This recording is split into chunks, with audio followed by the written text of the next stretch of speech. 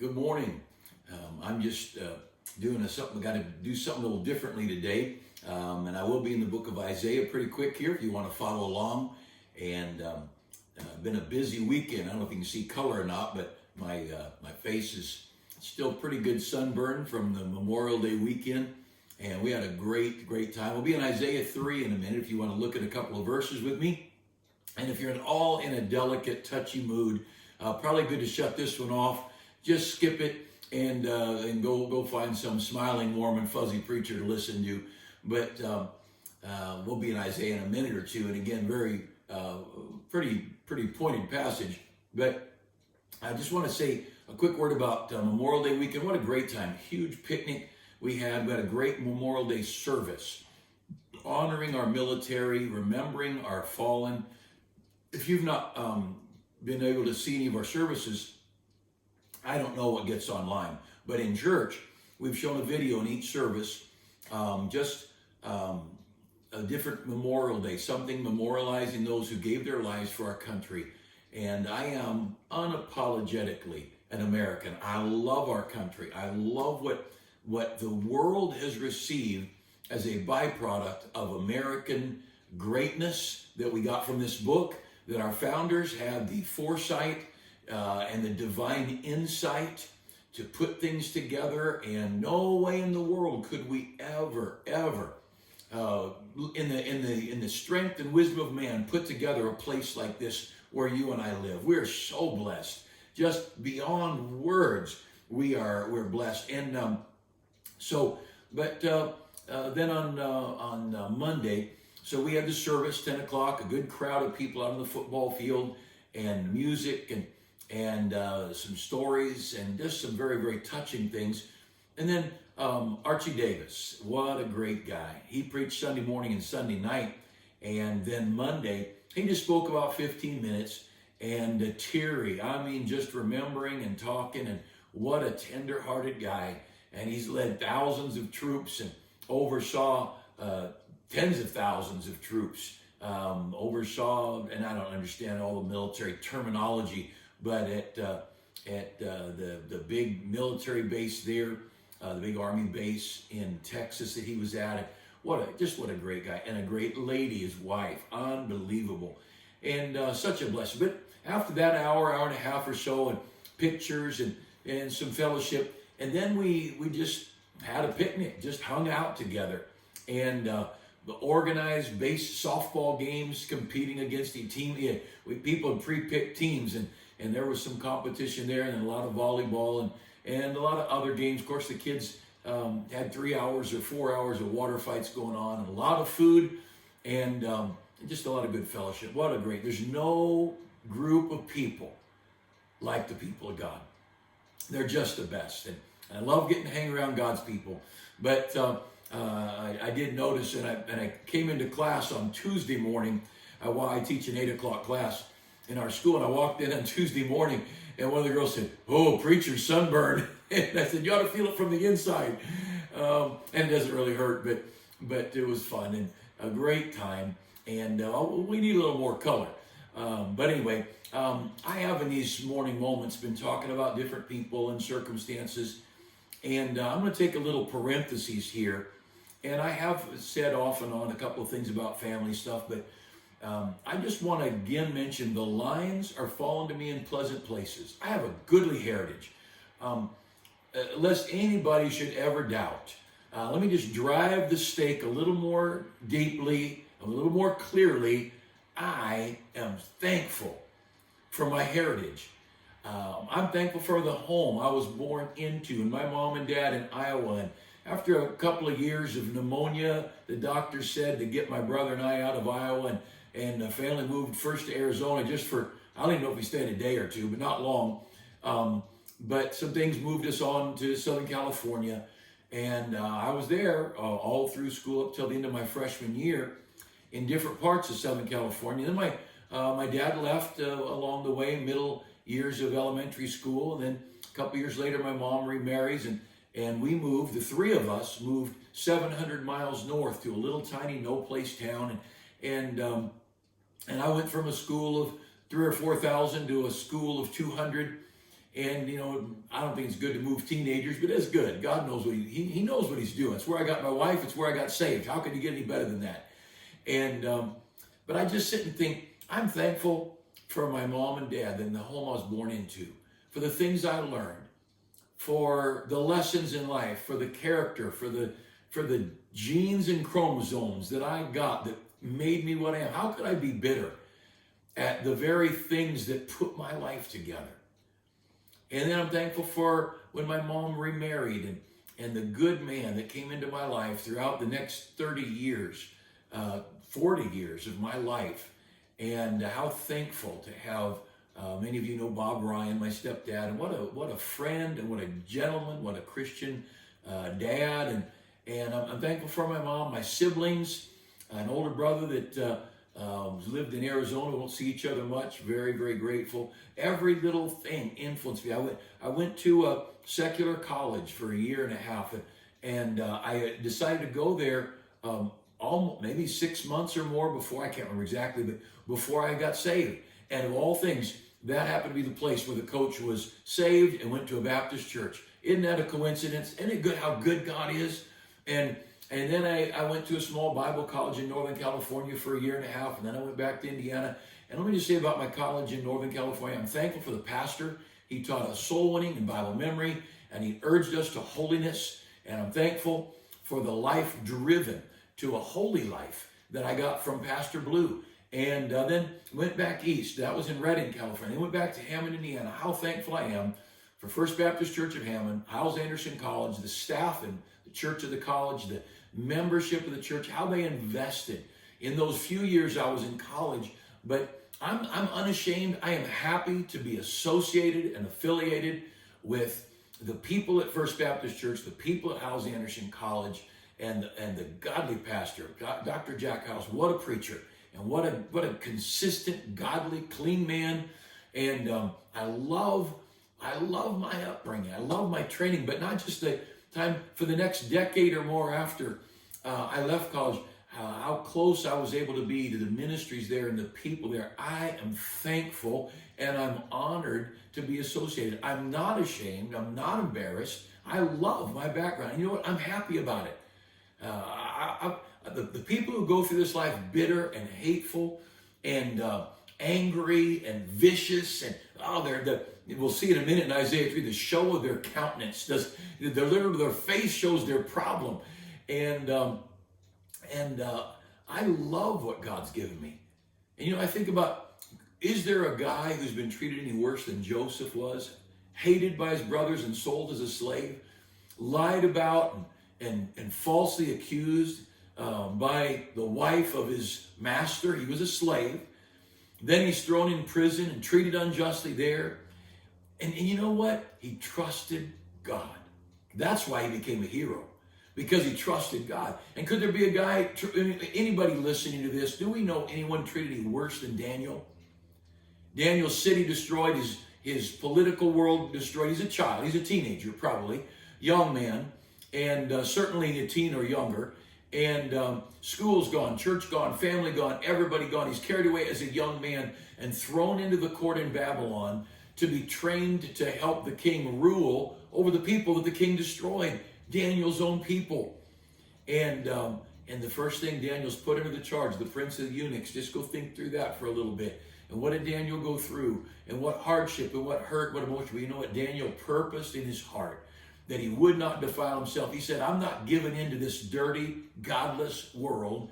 I'm going to have a heart for God. I'm going to honor God. I'm going to serve God. And what a great thing. And you know what? You get over your attitude. Just go ahead and get over your bitterness and give it to God and decide God's big. You see, if I'm filled with bitterness, then what I'm saying is my God has not been fair to me. What I'm saying is this evil world overpowered the goodness of God, and this evil world was so strong that the God that I worship was incapable of protecting me or helping me. You know what? I believe God's almighty. And I believe that God knows exactly what's going on. And just like in Psalms 105, I was reading this morning, Psalms 105, it says that God sent a famine, and God called for a famine. God sent Joseph, sent a man, just calls him a man, but it was Joseph, God sent him, whose feet they hurt with fetters. God sent Joseph into a situation where he would be hurt, knowing he would be the great leader that would deliver nations. Hey, did it ever occur to us that maybe God sent us into a situation where we would be hurt so that we might be a help to so many people because we kept trusting God through our hurt?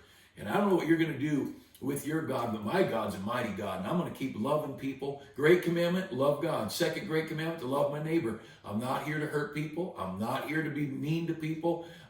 Vengeance is mine. God will take care of things. And we're going to look here at Isaiah chapter 3, if you want to look with me, and a couple of verses. Isaiah chapter 3. Now, and I'm just going to skim through. I could write a book on this, and it wouldn't be very good, but there's a lot of stuff. But he's talking about the judgment on the nation of Israel. So we're looking first person, nation of Israel. But you can see it in America today. And you can see it in our religion. And I mean religion very broadly, our denominational religions. You can see it in our Christian home, in the homes of America, but in the Christian homes too. Several things. First of all, look at Isaiah 3. God says in verse 1, I'm going to take away the staff of bread and the stay of water. I'm going to start messing with your economy. I'm going to start messing with your gas prices, and I'm going to start messing with your grocery prices. There's going to be shelves empty in the grocery store. God, that's the beginning of my judgment. And if any nation deserves to be judged, it's us.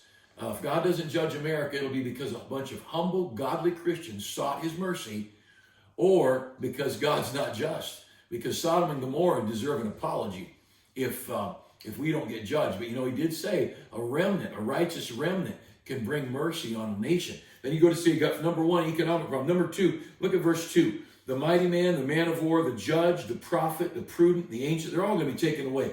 Haven't we lost good judges? Haven't we seen corruption in the judicial branch from the local right on up to the Supreme Court? And we've got a Supreme Court justice who can't define what a woman is. That's an issue. We got problems. And God says, I'm going to pull away your good judges. And I'm going to pull away your prudent men that know right from wrong. And I'm going to give you a bunch of corrupt people in leadership. That's a sign of the judgment of God. He said, I'm going to take away your mighty men and your men of war. Where is there George Patton?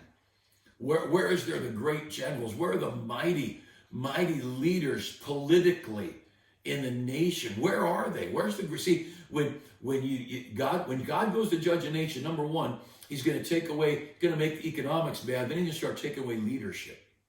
It's in our churches. There are denominations all over the world, especially around America, ordaining every kind of thing imaginable and calling it a reverend. You know why? Because of a lack of men. God is withdrawing. People say, oh, I'm so glad we got rid of that guy. You didn't get rid of that guy. God robbed you. God took away the leaders that could have saved that church or city or family or nation. And he gave you, well, we'll see in a minute what God replaced him with. So God takes away, at the end of verse 3, the prudent, that person who's careful and well-planned. The end of verse 3, the ancient, the godly older men. And I've traveled just a little, not much like some others have, but I'll tell you, when you see nations without godly, wise, prudent old men, oh, those nations are in trouble. Over in verse 3, the captain of 50, the honorable man, the counselor, the cunning artificer, the eloquent orator.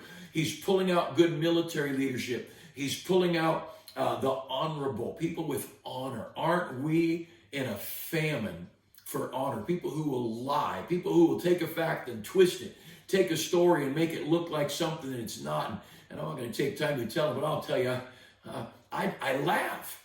I laugh at the way people take this and twist it and make it to become that. And I think, dishonorable, that. And by the way, when you start following that, you're in the midst of a whirlpool and a cesspool. And what a tragic thing. But he says in verse 3, counselors are gone. We don't have wise counselors anymore. We don't have wise leaders. The cunning artificer. Look at the buildings 50 and 100 years old and look at new buildings. And I'm in a beautiful home and no complaints. But you know what? No craftsman built this house. These were just popped out. Track homes that are just put out to make the money to put. And again, we're blessed to have these homes. But you look back 50 years and 100 years and you see craftsmen. And there are still a few around. People, they want to do some work and they want it just right. And they want it unique and they want it special. But you know what? The craftsmen, we're losing craftsmen. We can't even get people to show up for work, let alone become craftsmen. The apprentice that goes to work with the cunning artificer, who the apprentice learns the skills and the details to do an exceptional job. And we got a bunch of sloppy, haphazard, lazy people that can't even cook a French fry right. It's a judgment of God. I'm not picking on the people. It's a judgment of God on a nation, on a people, on homes and families. It goes on. The eloquent orator, the person who knows how to speak and communicate. Verse 4. And I will give children to be their princes, and babes shall rule over them. When God starts giving immature, uneducated, sorry leaders with no character and no strength and no maturity about them, and we've got political leaders, they have no knowledge of their own history. We've got people that in the White House back and forth, but they have no real knowledge of history, and they'll spew facts that are not facts, they're lies. But it's in our churches. We've got people leading our churches and leading our families, their children. You know, a man just wants a bunch of toys. Now they're more expensive toys. The idea of being an honorable father, of knowing how, you know, Ephesians 5 says that the husband is the savior of the body that the husband and wife have of marriage. He's the savior.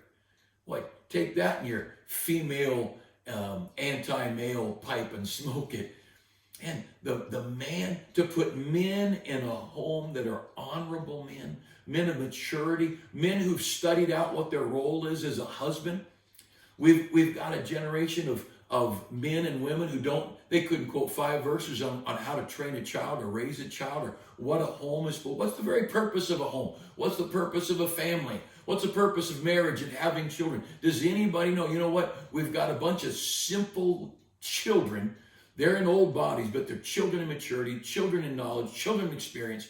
And that's why the American home's got a 70% divorce rate and every kind of corrupt thing imaginable in the home, and the churches are no different. And, somebody says, I'm taking the name Baptist off my name. And I want to say, did you know why the name Baptist was on there? Do you understand why your church is a church, not a twig, a branch, or a vine?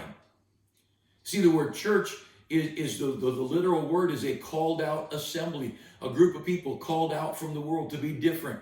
And these religious organizations that don't want to be a church, well, they probably shouldn't. They're not called out. They're not separated from the world. They don't live differently, and it's their business. Free America. But people don't know why they're what they are. We have children ruling over us in the homes and businesses and churches and certainly in our nation. We've never had anything quite so close to a child in the White House as we have had in recent days. But verse 5, the people shall be oppressed. People shall be oppressed, everyone by another. And aren't we in a day, we've got a government getting people to tattle on each other. Remember the days when tattletaling was bad? And whether it be they're not wearing their mask and their business let people in without masks on, and people are oppressing each other. That's a sign of the judgment of God.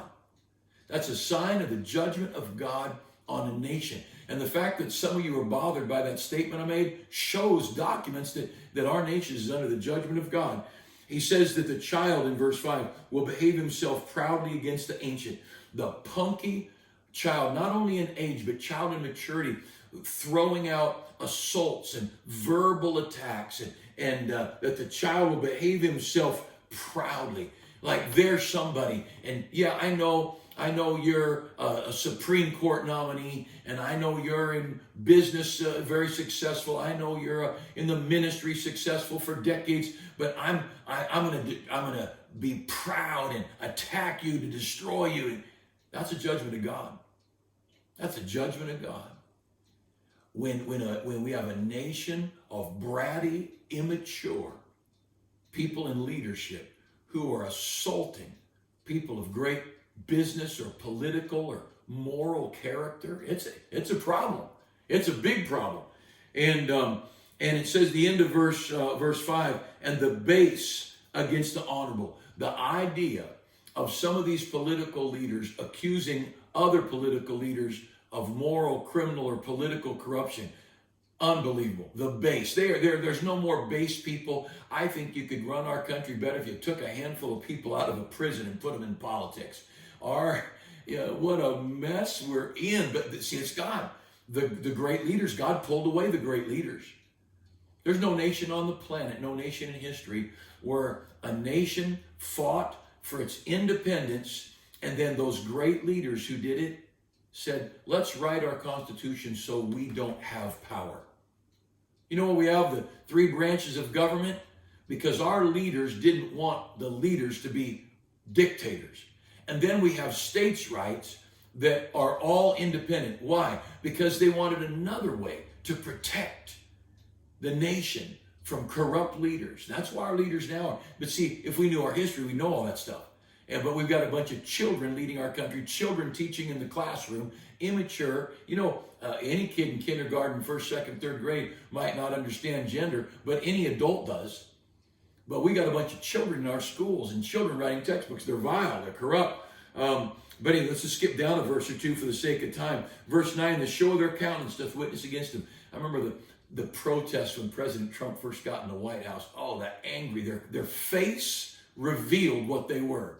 Ugly, hateful, and bitter hearts, and their face showed it. And there's a whole lot of haters out there.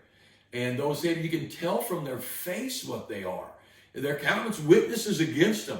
And we're going to skip down here. At the end of verse 9, it says, woe to their soul, for they have rewarded evil unto themselves. You know, this crowd of hateful, bitter, slanderous, people who will lie and corrupt and deceive, they're going to get the reward for their behavior. You trust God. He'll take care of it. Don't worry about it. God's good.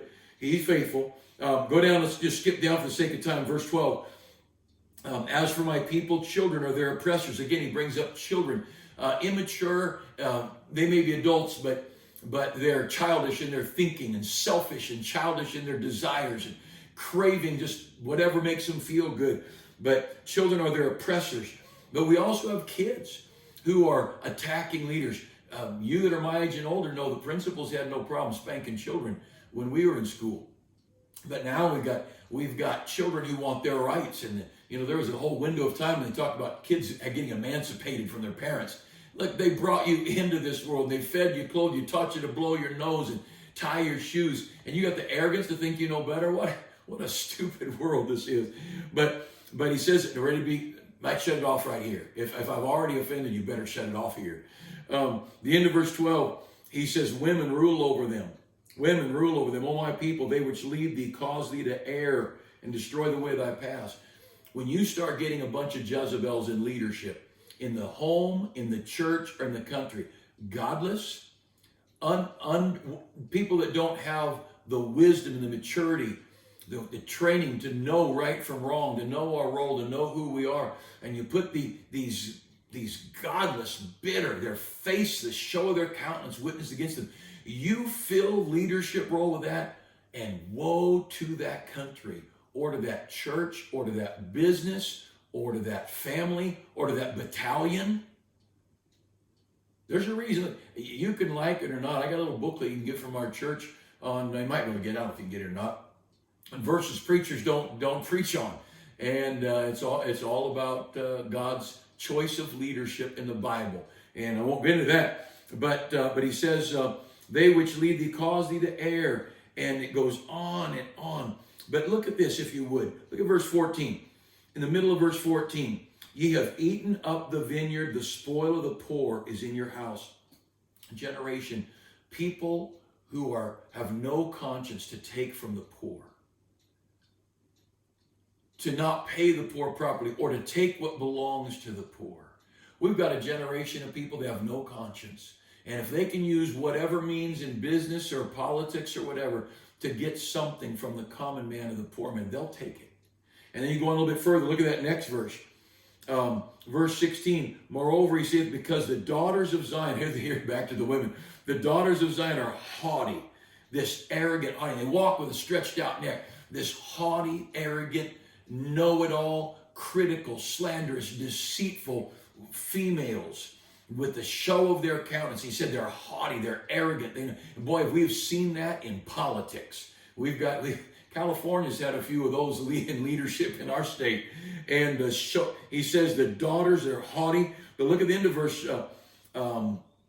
Let's go back up to verse 14. I'm looking for where the poor are mistreated. Ye have eaten up the vineyard of the poor. Verse 15. That's where I'm going. Verse 15. Isaiah 3:15. What mean ye to beat my people to pieces? It's that constant beating of the people of God. Now he's talking first person about Israel, the leaders of Israel, and the common people of Israel. You know, there's simple homes, simple parents trying to raise their kids, and school boards are beating these parents. And then the FBI gets involved in beating these parents. And simple churches, just common people trying to do the right thing in a very wrong world. And people beat up that church and beat up the church. And then government, some good person tries to get into a position of political leadership, and they're beaten and they're lied about and they're slandered and they're attacked, like Justice Kavanaugh and so many others. Clarence Thomas was destroyed. Why? Because he was a conservative black man with a conscience and knew truth and right, and how he was attacked. They beat my people. God says, you beat my people, I'm going to get back. I'm going to get even with you. Don't you worry about it. Verse 15, and it says, and grind the faces of the poor. Oh, this like putting your foot on them. You grind something. You grind out your cigarette butt. I've not smoked, but here I'm not promoting drinking, smoking, partying. But you know the grinding of something. You step on a tin can and you crush it. These people have no problem taking advantage of the common man. Oh, I'll tell you what, God knows the poor. God has a very tender heart toward the poor. His son was poor. And he knows what it's like. The other day I was at a gas station just getting a little convenience store, getting a drink, and there's grandmothers, I think it's grandmothers, mothers, grandmothers, somebody's, Uncle Joe's cookies, whatever. And there's usually a oatmeal raisin and maybe a peanut butter and then a chocolate. And I walk by, and there's hardly ever chocolate ones. They've all get bought up right away because people have more sense. They know the best one, or they don't come as many in the box. I have no idea, but I rarely see them. But I got my drink and I'm walking by and I see that one chocolate one, and I grabbed that. And I didn't even want a chocolate, but you don't very often see them, so I grabbed it and I got it at the cash register. I said, "Look at there. Hardly ever see these." She said, "I know. I love those." Now look, it's a convenience store at a gas station. This is a minimum wage gal in front of me. And she said, "I saw that over there. I was thinking about getting it." And I said, "Well, you should have." She said, "No, I'm busy. I got to work," and whatever excuse she made. And I thought, I can't take that cookie. I've got what I want in this world. And I'm not about to look, I'm paying for it. It's mine. I got a right for it. And I paid for my drink and my cookie. And I slid that cookie across. I said, "Would you just take this and have it on your next break? And thank you for being here." And she said, "Really?" I said, "Yeah, really. You take it." How can we take from the poor? And she had a job and she could have bought those cookies, but you know what? She doesn't have anything extra. There's something wrong. You see, the great commandment is to love God, but the second commandment is to love your neighbor. And if you don't love the poor, if we don't care for the poor, if we're willing to take that which the common poor person has, woe be to us. And I just say this, there's a lot more in Isaiah 3. Man, it's a great chapter. But let me just say this. We ought to always have a heart for the poor. You know why? Because that's the kind of heart God has toward you. Because God loves you, and God saw you dead in trespasses and sin. God saw me on my way to hell, and God sent his only begotten Son to die for us. And oh, how he loves us. And God says, could you just love each other? Could you just care for each other? And I tell you, you that are oppressed and you that are struggling and you that are trying to live godly in a godless world, oh, you hang on. God's going to right the wrong. Now, we may not see it right away, but God's just. And God is going to make things right. Let's just keep loving God. Let's keep loving our church. Keep loving God's house. Let's keep loving God's people. Let's keep loving God's book. And let's leave everything else to him. He'll take care of it. He's a faithful God, loving God. Loved me enough to save me. If I didn't ever had a good day the rest of my life, I'm not a good enough Christian to keep a good spirit. I'll tell you that. But I know this, when I got to heaven, I'd be so thankful. And I would not complain about one bad day on earth. Now, on earth, while I'm still in this old flesh, I'd complain because I'm not that good a Christian. But I know one glimpse of his dear face, all sorrow will erase. Let's trust him. Let's love him. What a great God. I'll say again, I love my heritage. I love where I came from. I love what God let me face. I love where I am. I love that I get to love the people of God and serve side by side with the people of God. Hey, I hope you have a great day. Don't forget Bible study, 3:30. We're talking about the eternal covenant today. Zechariah 12, 13, 14, and Revelation. We're going to look at some things where God made an eternal covenant. What's going to go on in this earth and in the eternal kingdom. And then, of course, 7 o'clock, same Bible study. Teen choir sings both, and in the afternoon and the evening. And, well, a great thing to be with the people of God. I hope you'll come. Hope you'll join us for church. Have a great day.